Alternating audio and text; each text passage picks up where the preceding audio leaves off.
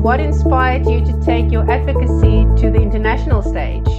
Yes, thank you for that question. And yeah, keep in mind that my advocacy journey started from a very dark place where I was mental health wise. As someone that was busy with my honors degree, I and being involved with different social groups at university where I also experienced rejection.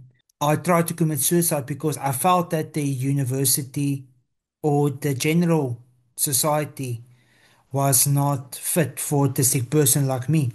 And I had this mental block when it comes to how can someone that's autistic like me contribute, Mm, and I started to believe the negative perceptions. I had this medical model viewpoint because that was my lived experience at that time. And I was placed in a psychiatric ward for 2 weeks where I worked with a psychologist at the hospital. And the psychologist started talking about building my self-confidence and what if I can do self-advocacy just to build my self-confidence to show that there is a place for someone like me, but also, starting with a master's degree, early stage of my master's degree in 2017, be a talking point, to parents and to show to fellow autistic adults, listen, you are just the way you are, and you mm, can contribute and you can be a contributing member towards society and to accept yourself unconditionally. Because the challenge that I had was I needed to accept my difference and I needed to accept myself who I was.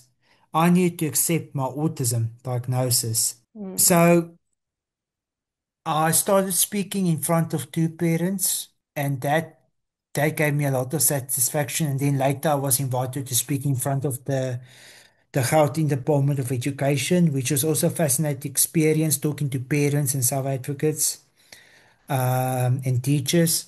And then I spoke at the Northwest University Symposium, which was a very big opportunity for me. Speaking at the big lecture hall was fantastic, but it's also the place where I met my wife, Sammy. And yeah, that contributed towards me being elected a year later to represent South Africa at the United Nations. And from there on, I gave my speech at the United Nations in New York City, and I eventually got elected on the Commonwealth Disabled People's Forum, where I represent neurodiversity. And that is where this journey started. But generally, what inspired me to take my advocacy to the international stage was the realization that the challenges I faced as an autistic individual in South Africa are not unique to my country, but they are shared by millions across the world as well as the global south. Too often, the voices of neurodivergent people, especially in low to middle income countries, are missing from global conversations about disability, education, and human rights. And this was through my involvement in high political meetings like Commonwealth, high political meetings, as well as the United Nations. I saw the urgent need to bring our perspectives to international platforms, not just to share our challenges, but to highlight our strengths, our innovations, and our resilience. The international stage offered me an opportunity to influence policies and systems that affect millions of lives. And of course, I wanted to ensure that the lived experience of those often overlooked were being included. But it also, the advocacy helped this level to create connections with other self advocates, with other allies, but also to build a global community dedicated to inclusion and equity. And like I mentioned before, the big privilege that we've got, because I see that myself and my wife, as well as Markim's, is are now one because we are advocating firstly on our platform called Special Need Cafe, which I mentioned earlier, but also, when myself and Maya have been invited on to advocate and represent the neurodiverse community on the UNCRPD committee, but also to contribute towards the country report of South Africa.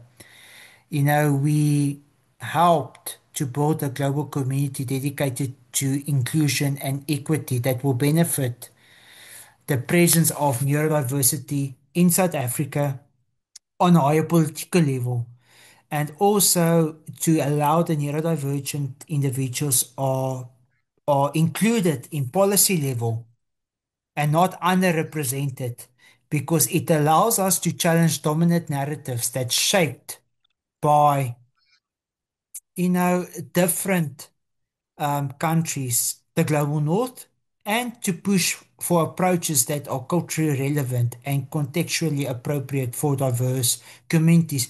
Our family formed an ecosystem where we support each other. And ultimately, our goal is we've got the saying called leave no one behind, because it's more than a slogan, it's a reality for autistic people everywhere and families in general, where we need to support each other because we support. I see this, and I'm referring out to my personal experience because I think this is an appropriate model that all families can use. We support, myself and Sammy supports Ma, and she supports us. Of course, she's also got her husband, Jeff, who's also a big supporter for us as well. But international advocacy is all about amplifying our collective voices so that change is inclusive, representative, and also very transformative as well. Like I said, we leave no one behind, and that is a philosophy that each family and each individual must undertake. Emil, you have mentioned a few times that your one of the main drives that you had was to become a contributing member of society. And I mean, with you taking international stages, you've really gone above and beyond. And that just shows me, or that tells me that really the sky is the limit, that there is no limitation, whether you're neurodivergent or not. There are so many opportunities for you, which is a very, very important message to send out there. Okay, so Emil, maybe you can share just a little bit about your experience working with global organizations like the UN and the Commonwealth Disabled Peoples Forum. What was that like? At first it was a little bit intimidating because it's, uh, you know, being on the Commonwealth, it's a major honor, but it's also a major responsibility because you are involved with a bigger mindset. You are involved with a global network of fellow South advocates, of uh, representatives from different countries, but also representatives with different disabilities. It's a global community that fought for inclusivity for years. And of course, these individuals are well respected. They are uh, contribute towards policy level on a higher political platform. And of course, they contribute towards a paradigm shift in terms of disability throughout the world. And of course, it was a privilege for me to be involved with the Commonwealth Disabled People's Forum because I had a lot of people to look up to, um, and who's also contribute towards the United Nations Convention when it first started years ago in 2005, if I'm not mistaken, when it was underwritten.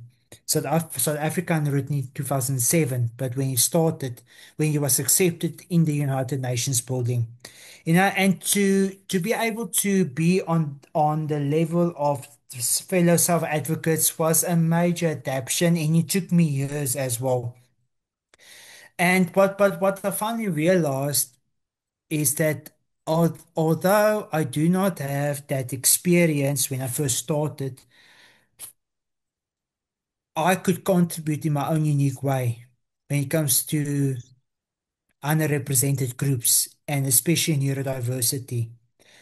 And I think it was a portfolio that was selected for me because I could contribute towards that paradigm shift and I could basically address the need that neurodiverse people are facing throughout the world.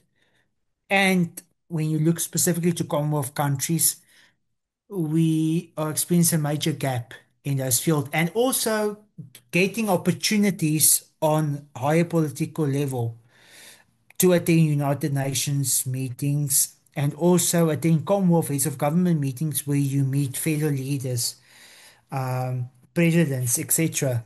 You are putting neurodiversity, you're putting your own country, and you're representing yourself, your family on the map. Mm, You're sharing your experience, and that was powerful when it comes to contribute towards that. But I representing underrepresented groups now. It also gained me a lot of access to work within my country when it comes to contribute towards South Africa's understanding of neurodiversity and contributing on a higher political level as well. Because I found a way to get past the gatekeepers as well. And I realized the strength of your own voice, of your own experience as an individual that lived through it. And that's very powerful as well.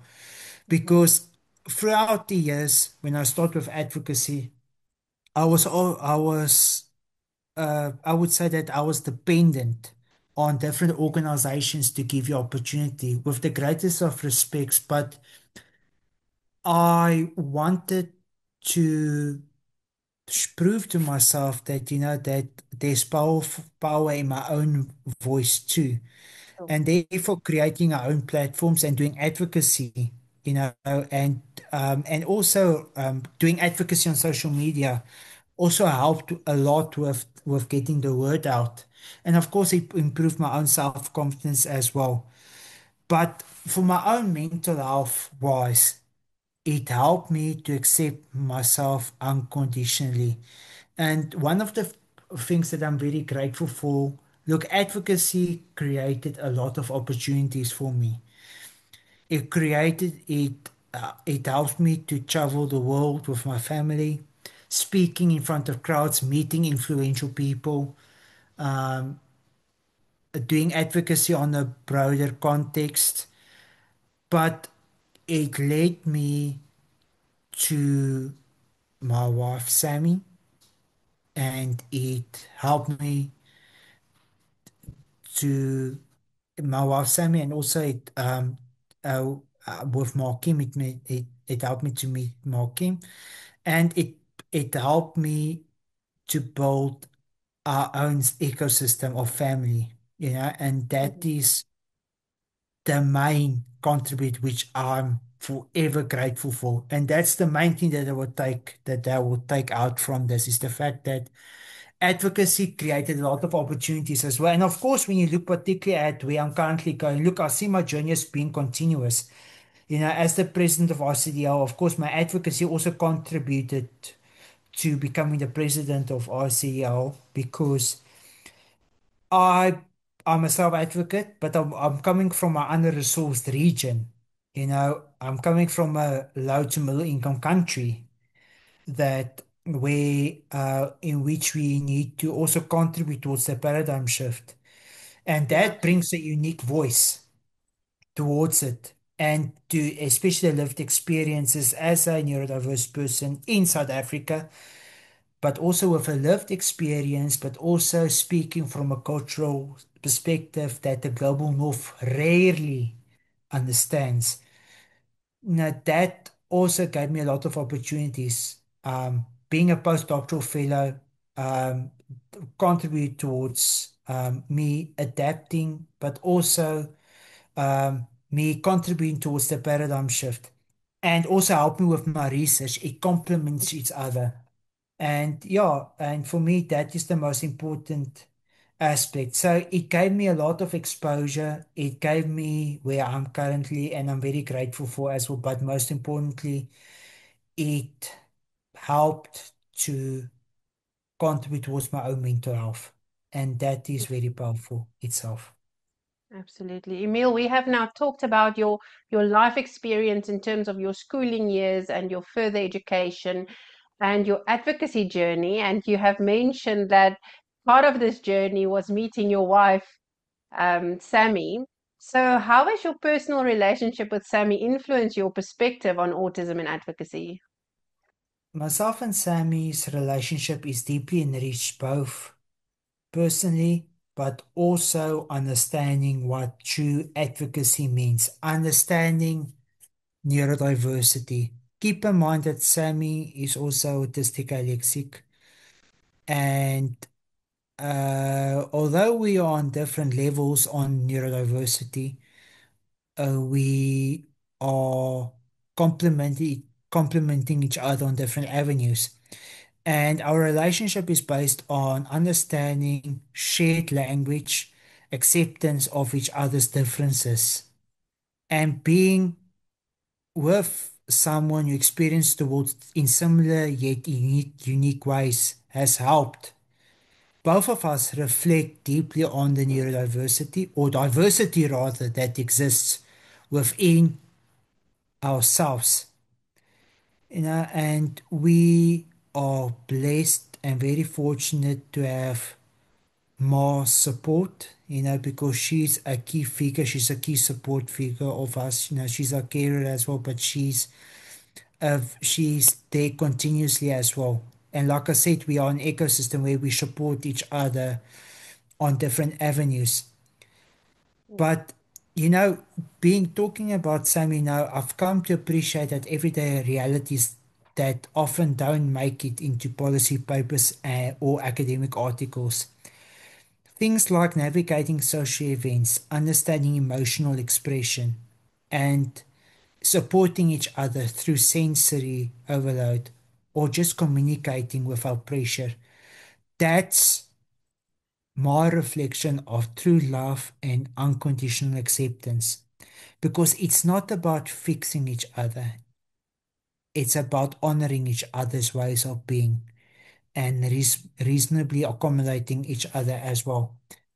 And of course, it also reminded me that that is where must our advocacy comes in, that we advocate beyond access to Mm, education and employment. It must include the right to connect, right to love, and the right to unconditionally accept one another. Look, mm, as autistic couple, we are often left out of conversations about relationships, etc. But it's also for general society, in the general public, outside of our home environment. For instance, at restaurants, etc., that we deserve to be seen, and in fulfillment of our own humanity, we need to be able to be accommodated on different avenues. We've got our autism support puppy as well. And to explain to society to generally accommodate us, it takes some time because that's a reasonable accommodation that we need, you know, to accommodate and to be able to participate in society. And mm, that's what society needs to understand. But to come back to Sammy, her strength, her joy, and her resilience reminds me every day that our lives, our love, and our leadership matter because it's an inspiration, and her presence alone makes advocacy more honest, grounded, and more complete. mm. Thank you for sharing that, Emil. I definitely agree that so often we speak of autism in education and education systems, but we don't seldomly talk about personal life and relationships, like in your case with yours and Sammy's relationship. So, what insights can you share about building and maintaining relationship as a neurodivergent couple? Look, for me, what I want to contribute towards this is that, it's actually, and this is referring to broader neurodiversity. It's not statistics that we can run away from, but we are in a field where there's a lot of hurt, there's a lot of isolationism, and you find that rarely neurodivergent individuals have partners. Let me tell you that, and I mentioned this before, and I think this can be a roundup of the discussion that we had because, we've got the highest suicide rate of neurodivergent individuals in the world in South Africa. The living age of autistic person in South Africa is 35 years old because of Sure. depression and isolationism. And that is a big, big, big statistics that we can't run away from because generally, when you look at literature and what fellow autistic adults are experiencing throughout the world, what you read and what we also see is that build and maintaining a relationship for autistic person is challenging. And, when you consider um, the challenges that these individuals are experiencing, because we found that these individuals because they don't want connection, but because their different ways in communicate, express emotions, or experience social interaction can be different from neurotypical expectations, which can cause conflict, and which leads eventually to isolationism as well. And that is the significant factor that we need to consider as well. So it is a major challenge in our society, and therefore we are advocating for more acceptance as well. But one key insight that I've learned is that the importance of being honest and authentic communication.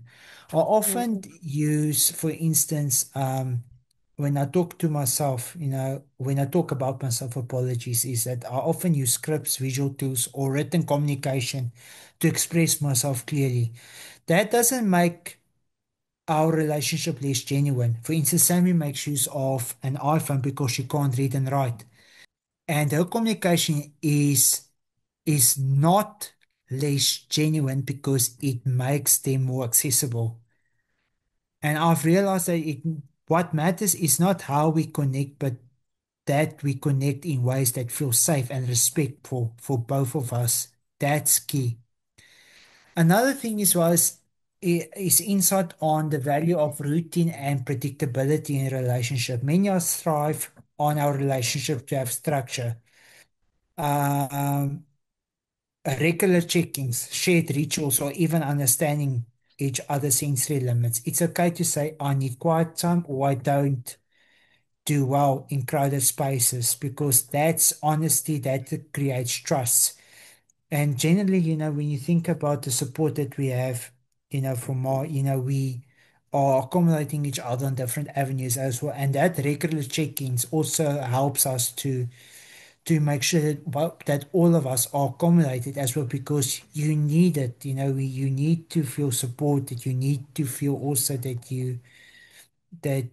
you are seen and that you have heard. And lastly, I've learned that mutual understanding is everything. Relationship flourish when both partners are willing to learn about each other's needs and support each other's growth without judgment. That includes celebrating each other's successes, adapting to different moments, adapting to one's support's needs, but respecting different expressions of emotions or affection. Because autistic individuals must know that meaningful relationships are possible. You don't need to change who you are. The right people will embrace you not despite your differences, but because of them. And therefore, Mm. everyone needs to be accommodated. Emil, thank you for your insights. I think all couples can really benefit from these insights in terms of communication and unconditional love and unconditional acceptance. I think you should become a couples counselor after your advocacy. On that note, Emil, how can society better support neurodivergent couples in their personal and their social lives? it all starts in the household. I would say create your own ecosystem where you support each other like we do. Because like I said to you, it's not only the autistic individuals that need support, it's also the carer that needs support as well. And that's what we're also trying to do in our advocacy, where we talk about the parent, the carer's experiences in support as well, because they need support as well. They also need that sounding board.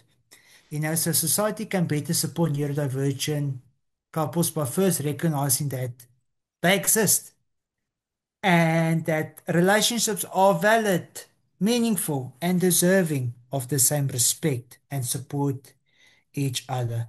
Too often, there's a false belief that autistic people can't form relationships or don't want connection.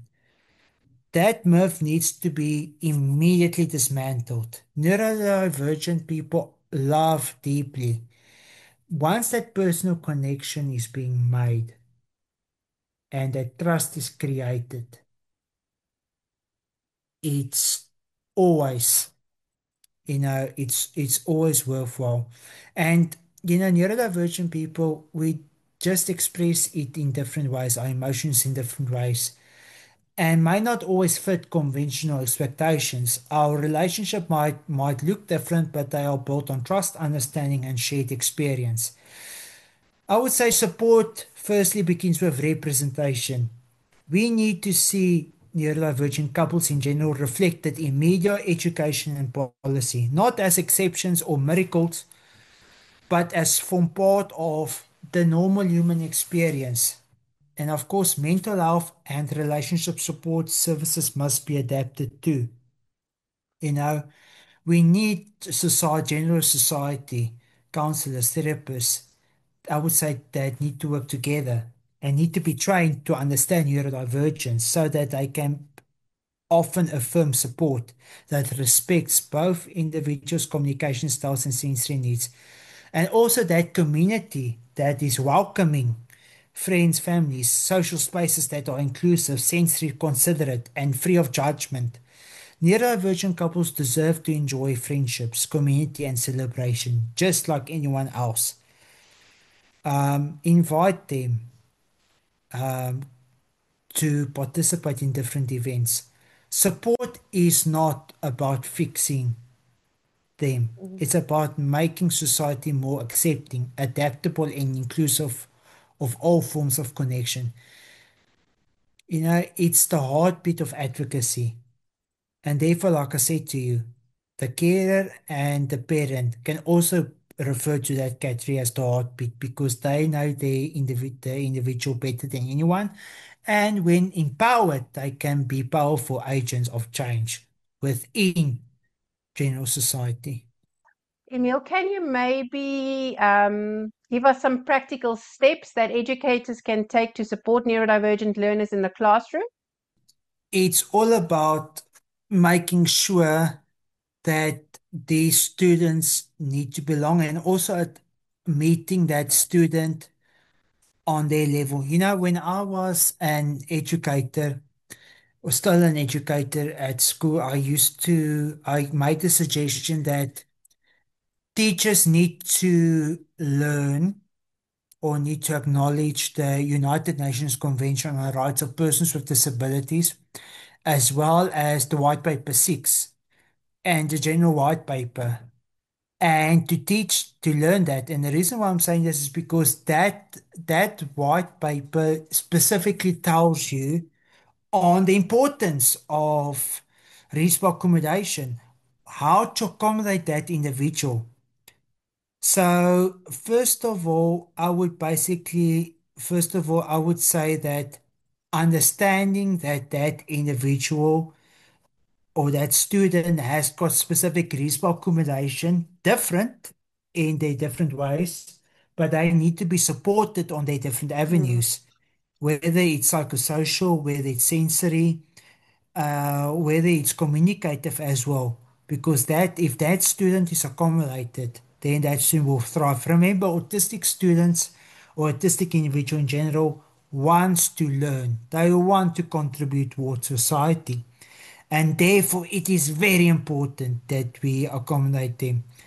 Then, secondly, I would say, referring to the DRR model, I would say build relationship, not resistance, because we need to ensure that you connect with that student. You need to form a relationship with them.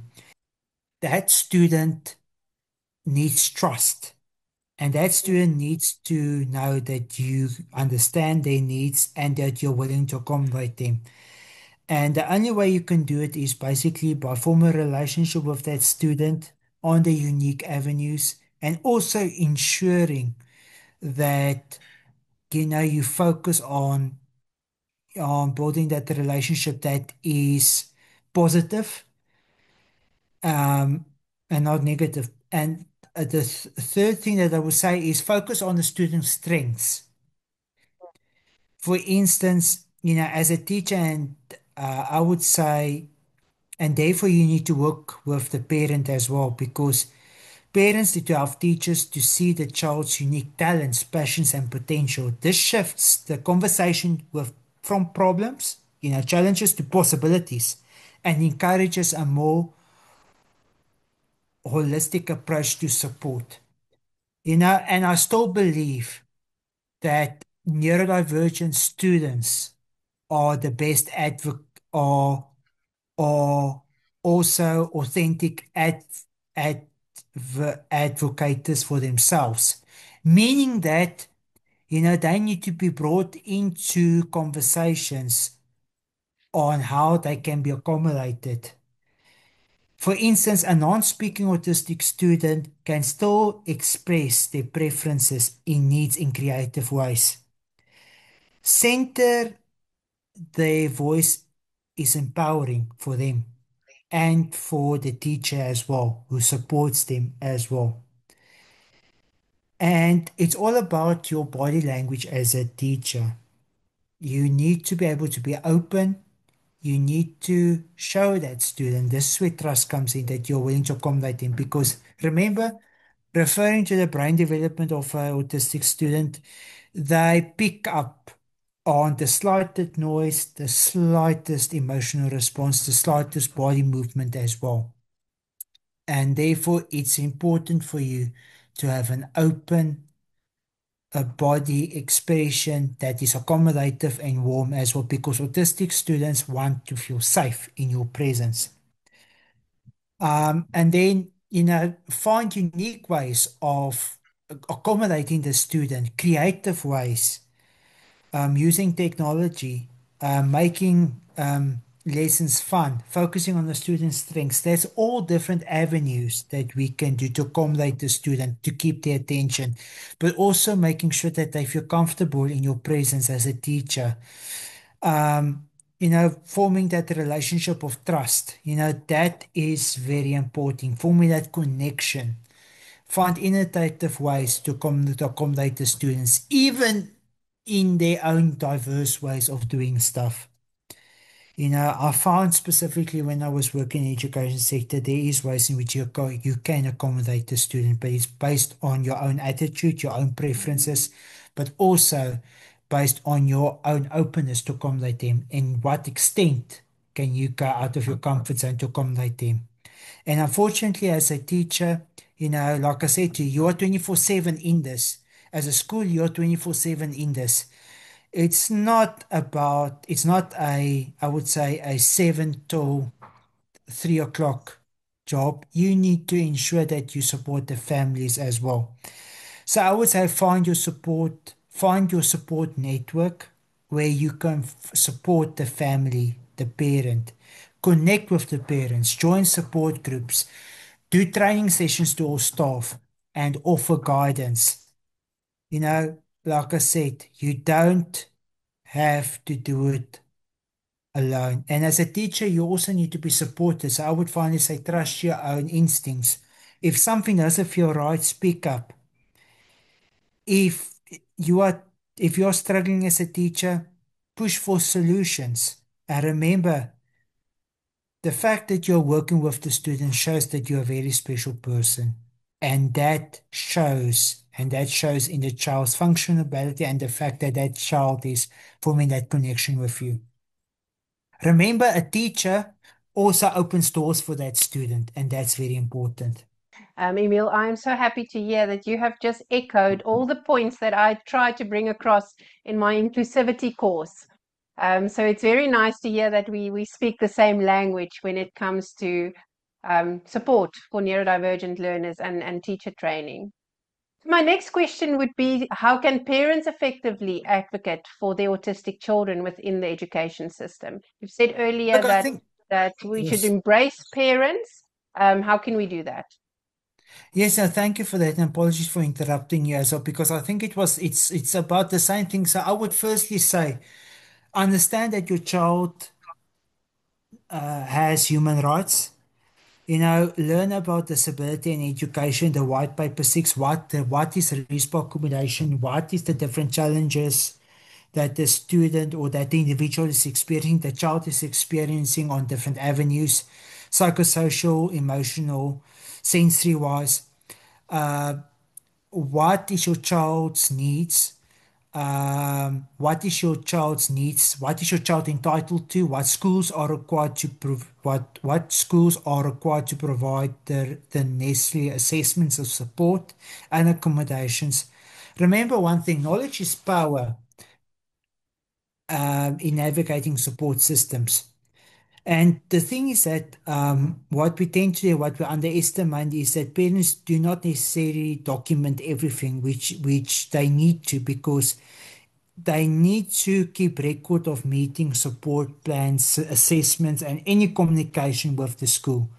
Because having a paper trail gives you clarity. Psychologist reports, etc., helps to build a stronger case when advocating for your child's needs. And then, as well, build a relationship. Um, while it's sometimes necessary to challenge the system, try to approach schools and parents first. Be assertive, be respectful. Start from the shared goal, helping your child succeed. And then I know it's difficult. The point that I want to make is focus on the strengths as well as the needs. Help teachers see your child's unique talents, passions, and potential. This shifts the conversation from problems like the medical model to possibilities that encourages a more holistic approach to support. And then remember, your child has a voice, can be semi-verbal, can be non-speaking. Therefore, it's important that a child needs must be expressed. Even if a child is non-speaking, they can still express preferences in needs in a creative way. Centering their voice is empowering for them and for the educators who support them. And of course, the last thing that I always say, build and support system. Advocacy can be emotionally draining. Connect with other parents, join support groups. There's a lot of support groups on social media that can offer guidance. Remember, as a parent, you don't have to do this alone. Finally, also trust is very important.